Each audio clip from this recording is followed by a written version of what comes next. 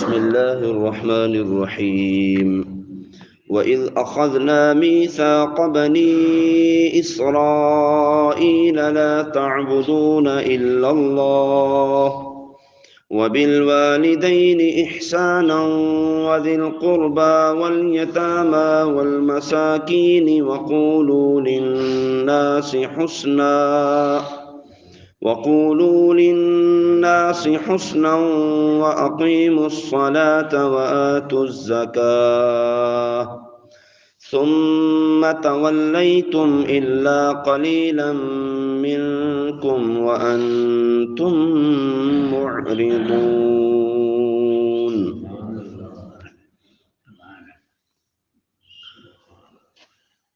اس آیت مبارکہ میں اللہ رب العالمین نے خصوصاً حقوق اللہ کے ساتھ حقوق العباد کی بات کی ہے۔ فرمایا اے یہودیو، وہ وقت یاد کرو جب ہم نے بنی اسرائیل سے تورات میں یہ عہد لیا تھا کہ تم اللہ کے سوا کسی کی عبادت نہ کرو، کیونکہ اس کے علاوہ کوئی اور عبادت کا مستحق نہیں ہے۔ اور ہم نے یہ عہد لیا تھا کہ اپنے ماں باپ کے ساتھ بھلائی کرو، رشتہ داروں، یتیموں اور مسکینوں کے ساتھ اچھا سلوک کرو اور لوگوں سے اچھی بات کہو، نماز قائم رکھو اور زکوٰۃ دو، لیکن اسے قبول کرنے کے بعد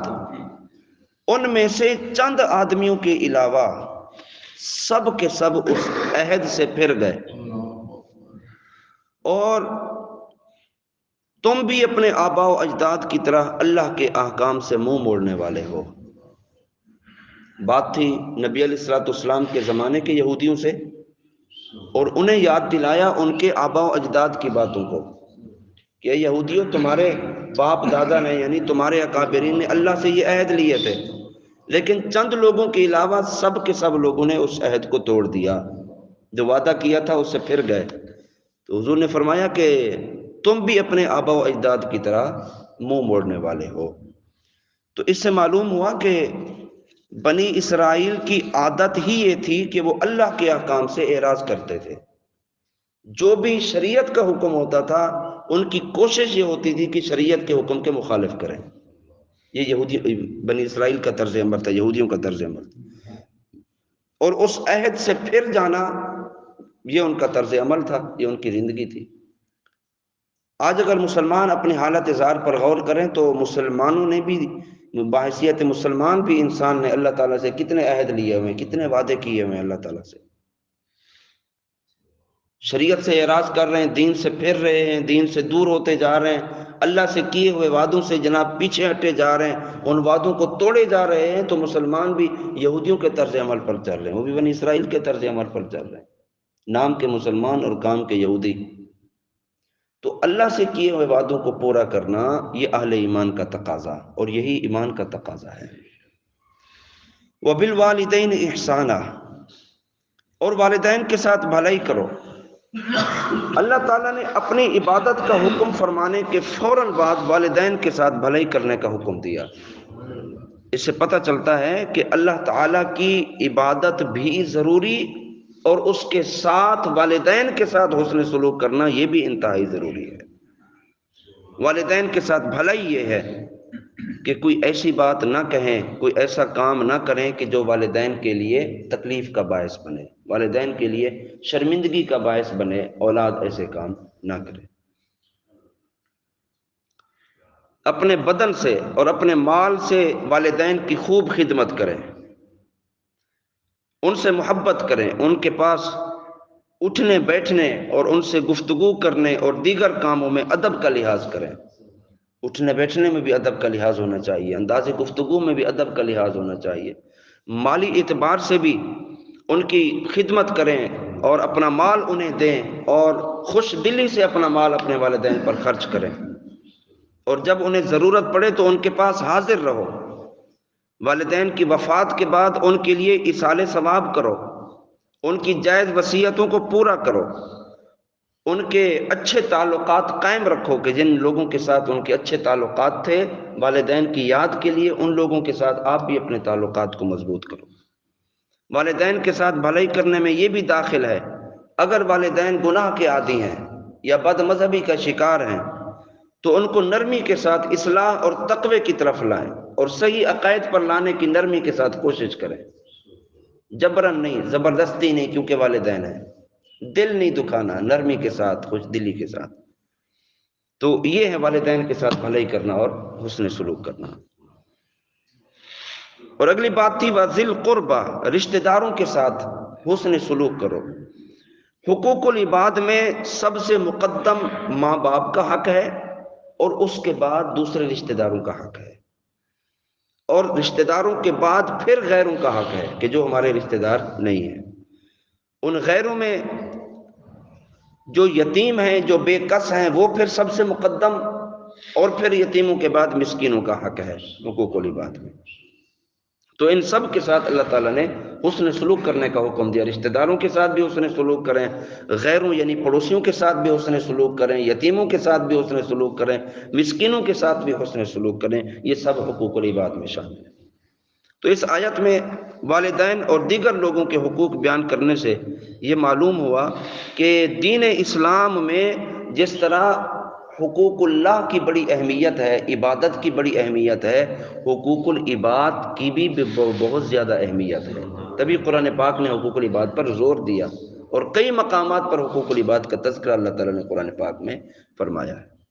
اور احادیث طیبہ میں بھی حقوق اللہ اور حقوق العباد کو پورا کرنے کا حکم نبی علیہ الصلوۃ والسلام کے مبارک اعمال سے اور حضور کے فرامین سے بھی ملتا ہے۔ حضرت ابو ہریرہ رضی اللہ تعالیٰ عنہ، آپ سے روایت ہے، نبی کریم صلی اللہ علیہ وسلم نے ارشاد فرمایا، کیا تم جانتے ہو مفلس کون ہے؟ صحابہ کرام نے عرض کی، یا رسول اللہ، ہم میں مفلس وہ ہے جس کے پاس درہم اور ساز و سامان نہ ہو۔ تو آپ صلی اللہ علیہ وسلم نے ارشاد فرمایا، میری امت میں مفلس وہ ہے کہ جو قیامت کے دن نماز، روزہ، زکوٰۃ اور دیگر اعمال لے کر آئے گا، اور اس کا حال یہ ہوگا کہ اس نے دنیا میں کسی کو گالی بھی دی ہوگی، کسی پر تہمت بھی لگائی ہوگی، کسی کا مال بھی کھایا ہوگا، کسی کا خون بھی بہایا ہوگا، کسی کو مارا تھا، تو ان میں سے ہر ایک کو اس کی نیکیاں دے دی جائیں گی، اور ان کے حقوق پورا ہونے سے پہلے اس کی نیکیاں ختم ہو جائیں گی، پھر ان کے گناہ اس پر ڈال دیے جائیں گے۔ دنیا سے رخصت ہوا تھا تو نمازی رخصت ہوا تھا، لیکن جب اعمال تلے تو اس کی نیکیوں میں کچھ بھی باقی نہیں رہا، الٹا جن لوگوں کے حق اس نے دینے تھے ان کے گناہ اس کے نامہ اعمال میں ڈال دیے گئے۔ فرمایا پھر اسے جہنم میں ڈال دیا جائے گا۔ یہ ہے مفلس، یہ ہے مفلس کہ جو حقوق العباد کا خیال نہیں رکھتا تھا، عبادات تو کرتا تھا، حقوق اللہ کی بجا آوری تو کرتا تھا، لیکن حقوق العباد کا خیال نہیں رکھتا تھا۔ تو فرمایا یہ میری امت کا مفلس ہے۔ تو مفلسی دولت نہ ہونے کی وجہ سے نہیں، مفلسی یہ ہے کہ بندہ حقوق العباد کو پورا نہیں کر رہا ہوتا ہے، اس کا نمازی ہونا کسی کام نہ آیا، اس کا حاجی صاحب ہونا کسی کام نہ آیا، اس کا روزہ دار ہونا کسی کام نہ آیا، کہ اس کو حقوق العباد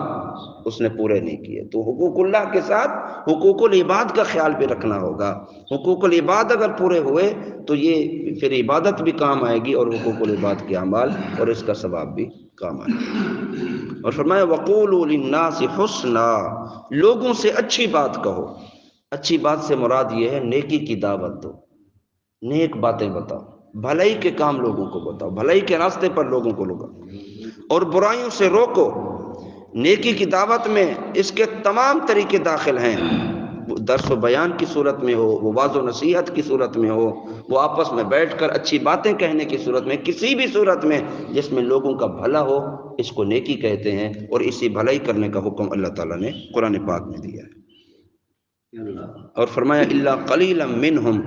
مگر تم میں سے تھوڑے، یعنی بنی اسرائیل کی اکثریت ایسی ہے کہ جو اللہ سے عہد و پیمان کے بعد اپنے عہد سے پھر گئے، گناہوں کے راستے پر چل پڑے۔ البتہ کچھ لوگ جو صحیح راستے پر ثابت قدم رہے تھے، اسی گروہ والے ہمارے حضور پاک صلی اللہ علیہ وسلم کا زمانہ پا کر انہیں ایمان کی دولت نصیب ہو گئی۔ وہ چند لوگ جو اس دین پر چلنے والے تھے، جب حضور صلی اللہ علیہ وسلم کے زمانے مبارک میں ان گروہوں میں سے کچھ لوگ موجود تھے تو اللہ تعالیٰ نے انہیں اس دین کی برکت کی وجہ سے، اس شریعت پر عمل کرنے کی برکت سے اللہ تعالیٰ نے انہیں دین اسلام کی دولت سے نواز دیا اور مالا مال کر دیا۔ تو اس آیت مبارکہ میں بنی اسرائیل کی جو حالت بیان کی واضح الفاظ میں آپ نے سماعت فرمایا، تو افسوس کہ فی زمانہ مسلمانوں کی حالت بھی اس سے کچھ مختلف نہیں ہے۔ حقوق اللہ کا بھی لوگ خیال نہیں کرتے، اور حقوق العباد تو بہت دور چلے گئے۔ والدین اولاد سے پریشان ہیں، اور اولاد جناب والدین کو کوسنے پر تیار ہوتی ہے، اور رشتہ دار جناب وہ ہمارے رویوں کی وجہ سے تنگ ہیں، اور ہماری شرارتوں کی وجہ سے ہمارے پڑوسی تنگ ہیں، تو بے راہ روی کا شکار جناب امت مسلمہ ہو چکی ہے۔ وہی طرز عمل بنی اسرائیل والے ان کے ساتھ ہو رہے ہیں۔ حالانکہ یہ کلمہ بھی پڑھنے والے، یہ نماز بھی پڑھنے والے، یہ روزے بھی رکھنے والے، یہ عبادات بھی کرنے والے ہیں۔ ہونا تو یہ چاہیے بحیثیت مسلمان اللہ کی عبادت، اللہ کے احکام کی بجا آوری، رسول کریم صلی اللہ علیہ وسلم کی اطاعت، فرما برداری، حضور کے مبارک طریقے پر چلنا، اور حقوق اللہ کا خیال بھی اور حقوق العباد کی پابندی بھی، یہ مسلمان کا شعار ہونا چاہیے، تاکہ اللہ تعالیٰ نے جو انعام اس کے لیے رکھے ہیں اس کو پورے انعام اور پوری جزا اللہ تعالیٰ نے نصیب فرمائے۔ تو اللہ رب العالمین ہم سب کو حقوق اللہ کے ساتھ حقوق العباد کا خیال رکھنے اور انہیں پورا کرنے کی اللہ تعالیٰ ہمیں توفیق عطا فرمائے۔ وما علینا الا البلاغ۔